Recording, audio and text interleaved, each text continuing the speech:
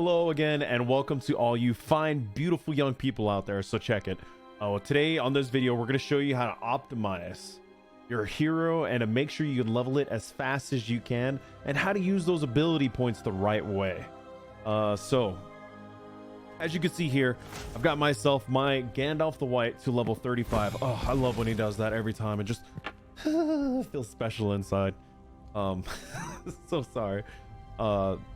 I don't know if you guys saw my video, but I did like 120 box openings, and look who decided to show up. So literally I just got my little coins for the Matham chest, and I opened it, and on the second coin out of 3 I got a T3 invite to Thranduil. Like, I'm so excited about that. Sorry, I know it's off topic, and I don't like to go off topic when I'm doing videos because I want to get straight to the point. But I promise I just wanted to celebrate that with you guys. I got a little awesome thing, and sorry, let's go forward now. All right, so ability points are so huge in this game. The reason why ability points are important and in optimizing your hero is because with ability points you can use it to gather mock battles, or even to use your army to go farther than how they should. It also unlocks forts in a sense and everything like that, so that's also important. But the key thing that I wanted to talk about is, as you're leveling up, ring power is extremely important. And your generation, like up here all the way up at the very top, I've got 13,000 that I'm producing per hour. You always want to focus and make sure you are getting as much ring power production that you are, and in turn basically what that means is you have to go and conquer land. If the area you're in is super crowded, then it's time to go, boo. It's time to move on. Find yourself a new land, or your mans, you know, whatever it may be. You do you. You know, like, so for example, like moving out here, literally nobody's claimed any of this land out here. We're soon going to be taking this keep right here, hopefully. Who knows? We're gonna have to find out, and we're gonna have to see. But moving out to an area like this, or even if you just send your hero on this super long journey to go and take some of these high-end nodes that you need to increase your ring power, will not only give you what you need for your ring power generation, however, it will also give you tons of XP. So let's go over to my battle reports real quick. You can see here I've completed a power 170, which is a tier 9, and I've gotten 22,000 experience from one battle.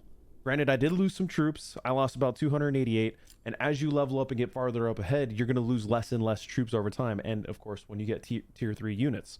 So you know, you always want to focus on getting that ring power production, and that is in turn what makes ability points so valuable, because with your ability points you could use them to get more resources. We're all struggling on resources. Everybody needs resources. Whenever you're making troops, you need resources.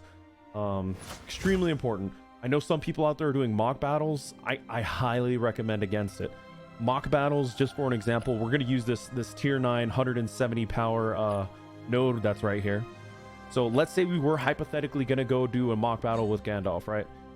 So for 20 stamina, 1 ability point, it gives me 12,000 experience. You know, 12,000 compared to the 22,000 that I can make for the 20 stam that I'm using. For me, it's not worth it. Maybe, you know, you could be hurting extremely on units like some people are. And if that's the case, then by all means, don't do it. But I highly recommend against using your ability points for mock battling, solely because, you know, you can use them to gather resources. So for example, if I was to go, you know, go do wood production, I would get 36,000 wood from 3 ability points, and that's all I've been pumping it into. I've been getting all that extra wood, and then as I get that extra wood, I've been leveling up my market. So now I'm at a 10-to-7 ratio.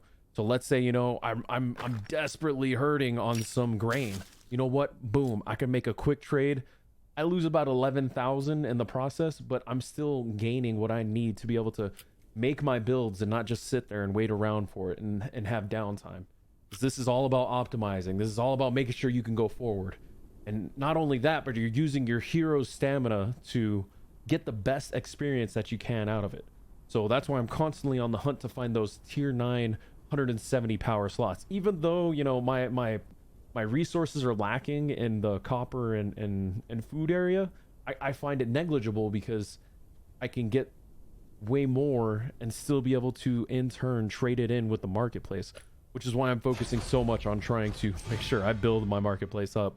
I have it one away from maxing out, which is going to be a 10-to-8 ratio, which I can't wait for. That's what makes that so important and so useful.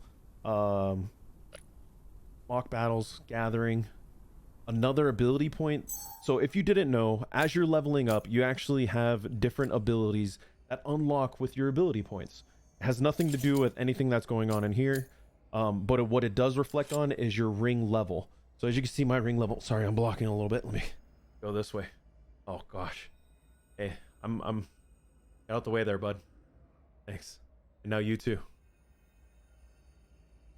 Thank you. Here, I'm gonna talk like this now, because, you know, I gotta make sure I'm not blocking. As you can see right here, my ring power is level 41, and it's up there. It's reasonable. It's very good.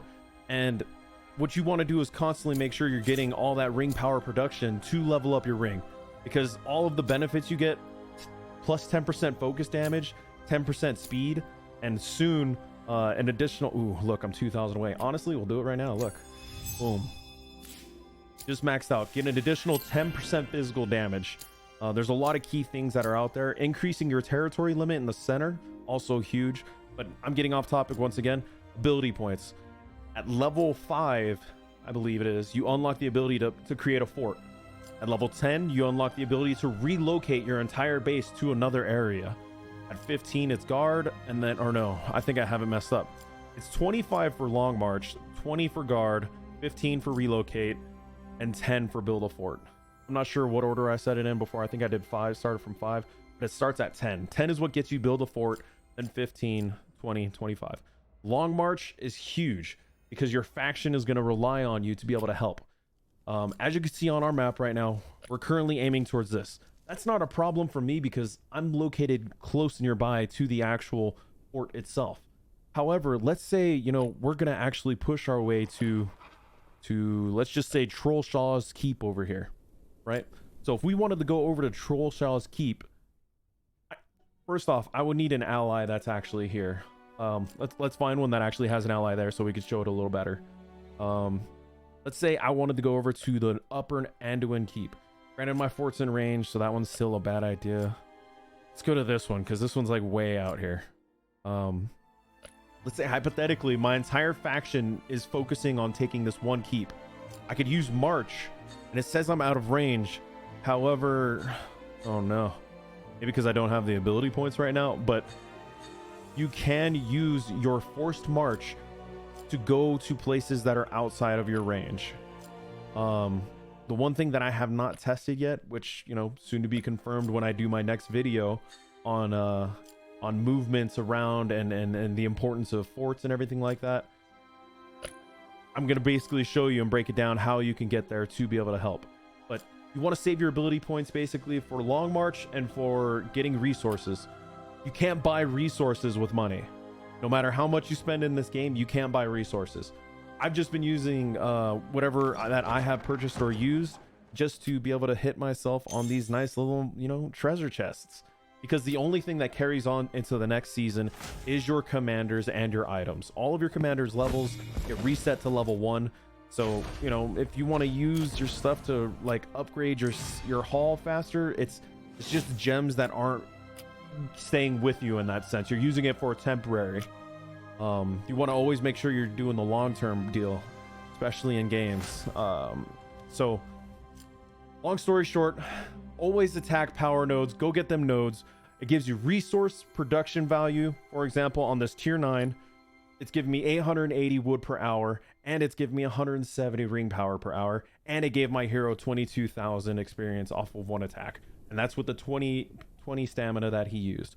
And then I recommend not using gather because you lose experience and stamina and everything in between. So you get, I'm sorry, not gather. Oh, silly me. You will use only gather because you get 36,000 resources. And, you know, it does cost 20 stamina, but honestly, look, you have other heroes that are out there too. And it's not like your stamina regen or the ability points regen that fast. I think it's somewhere around 30 to 45 minutes, somewhere around that ballpark. Just send random Joe Schmo commander out there. You should be focusing on 2, maybe 3 commanders right now at most. But you know, you should have your top one that's, you know, your big dog that's going to carry you. And then you use the other ones to just go, hey, go use your stamina, go get me some resources. Makes it easy. And you just want to level up. I know some people are going to possibly say as well, hey, I want to use my ability points to get experience for my heroes, because look, like, I want to level up my secondary heroes that are out there. I want to get, you know, Ori up to par with everyone else. But depending on the land that you use and depending on everything like that, it's just the value isn't there compared to resources, when resources can be used so much more efficiently. You know, let's say hypothetically I used 40 energy or stamina and then you use 2 ability points for 24,000 when I could just use it to go and attack one place. And honestly, if my hero isn't on downtime, I usually just have my hero at this point just go and attack everywhere and anywhere anytime his stamina's up.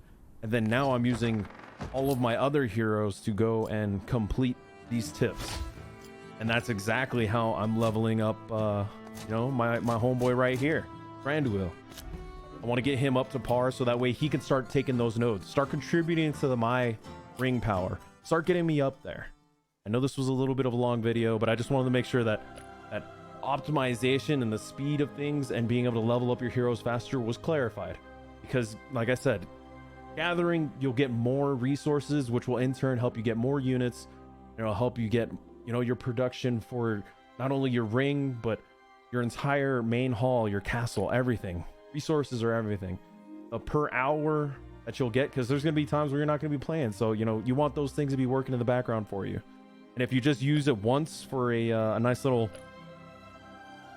mock battle, I think you're losing out. On that note, thank you guys so much for your support. I had 100 subscribers today, and I'm genuinely really excited, and I'm so thankful that all of you guys are here and tuning in, because I'm doing this because I want to help out the community. I want to be able to make sure that everybody is able to get on the right path, improve, and get better. So thank you guys so much. Again, I know it was a long video. I always try to keep them short, and see you on the next one. Thank you.